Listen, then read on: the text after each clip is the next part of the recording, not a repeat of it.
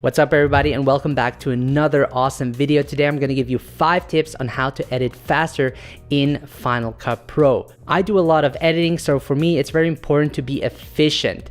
And hopefully with these 5 tips, you can implement them into your editing workflow and save time and money in the long run. So with that said, we're going to hop onto the computer, we're going to open up Final Cut Pro, and I'm going to give you these 5 tips so that you can edit like a machine. So I got Final Cut Pro open and I imported a clip that I shot a couple of weeks ago on the Xiaomi 11T, and we're going to work with this clip during this video.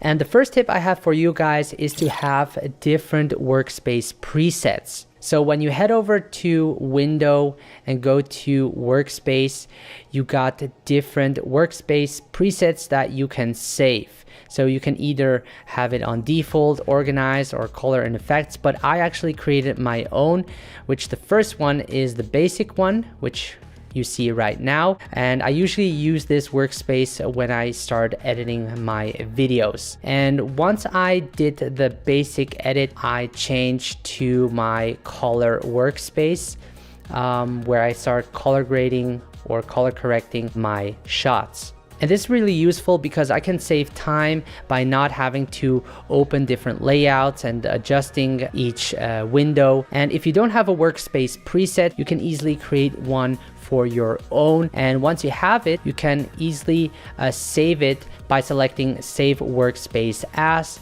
and you can name it, for example, Workspace 1, and then select Save. And the great part about it is that if you made some changes to your workspace, you can easily update it as well. So my second tip is to create keyword collections. This way you have your files organized. And the way how I do it is I actually created a zip file in my YouTube folder.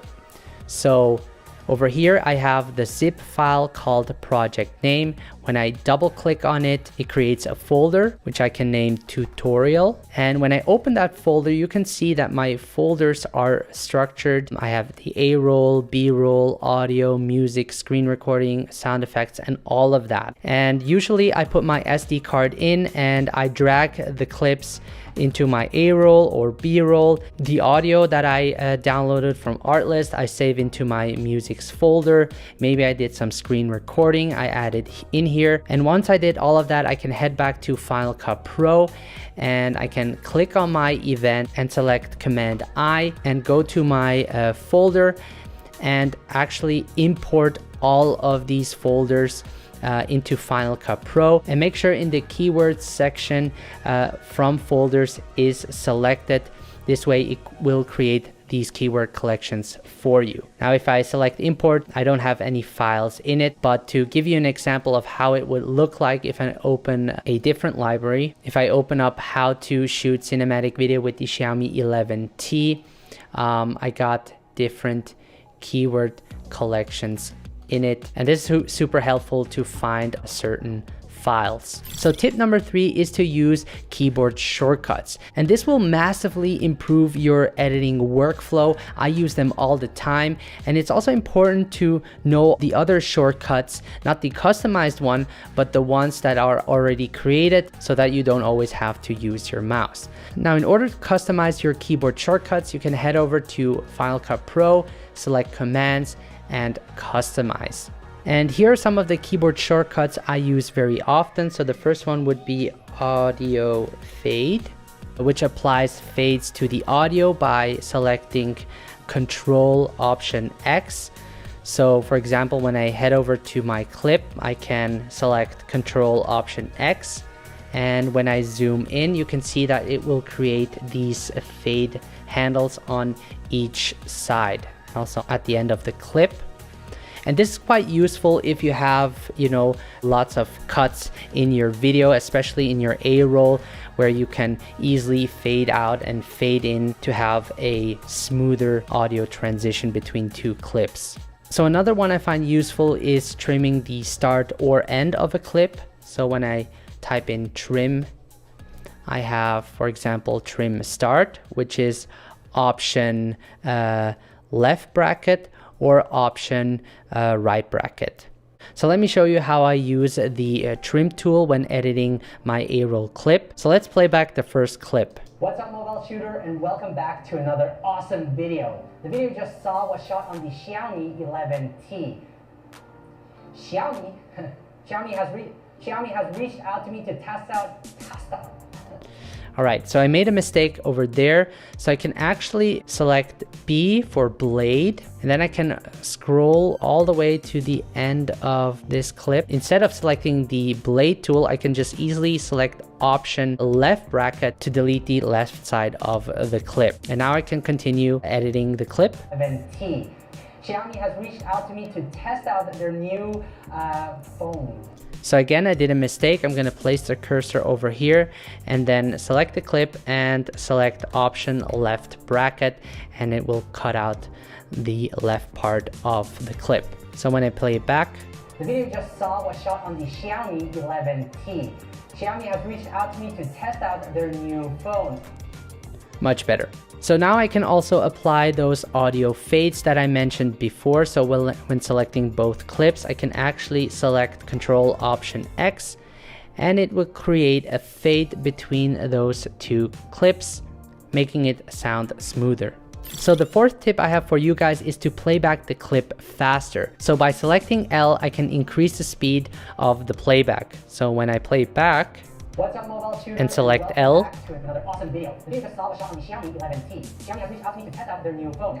And this is a very useful shortcut because, you know, my A-roll clips usually tend to be around 20 to 30 minutes long, and listening to it in normal speed will take forever. So by really speeding up the playback time, you're way more efficient. And what I suggest you to do is, once you have your A-roll, I recommend editing it right away. And this way you easily remember when you messed up and can easily trim out those bad parts. Now my last tip for you is to create color presets. So for example, I already color graded this clip. This was shot on the Sony a7S III in S-Log3. And if I like this color, I can select it, and below I can select Save Effects Preset. And here I can select different attributes. So I'm just gonna select the color effects, and once I have that, I can name this preset. So for example, S-Log3 orange and teal day, which will save it into my custom color folder, which is right here. And I can always delete it if I want to. I can just right click on it, reveal in Finder, and just select it and move it to the trash. And you can also do this for the audio as well. So in this clip, when I go to audio, I have the compressor, limiter, and channel EQ. And this clip was recorded using the Rode Wireless Go 2 using the Lavalier Go. And once I made my audio adjustments, I can head over to Save Effect Presets. And as you can see, I have compressor, limiter, and channel EQ selected, as well as volume. And I can name this, for example, Rode Wireless Go 2 plus limiter plus EQ plus compressor, for example. Select save. And when I head over to custom audio, I have it saved here. And each time I record with the Rode Wireless Go 2, I can drag this preset onto the clip. All right, guys, so these were my 5 tips on how to edit faster in Final Cut Pro. Hopefully you found this video helpful. If you did, make sure to leave a thumbs up. And if you're new to my channel, make sure to subscribe as well. This way you will help me continue making these awesome tutorials for you guys. And if you're not a member of the private smartphone filmmaking group on Facebook, make sure to join as well. I'm always happy to have new members coming in. We currently have 2,300 members, which is awesome. And there you can easily share your work and get feedback from others, and also ask questions. Also, if you haven't downloaded my free smartphone filmmaking guide, make sure to do that as well, as this can help you get started making mobile quality content fast. With that said, guys, thank you so much for watching. Stay mobile, keep it safe, and I will see you in the next video.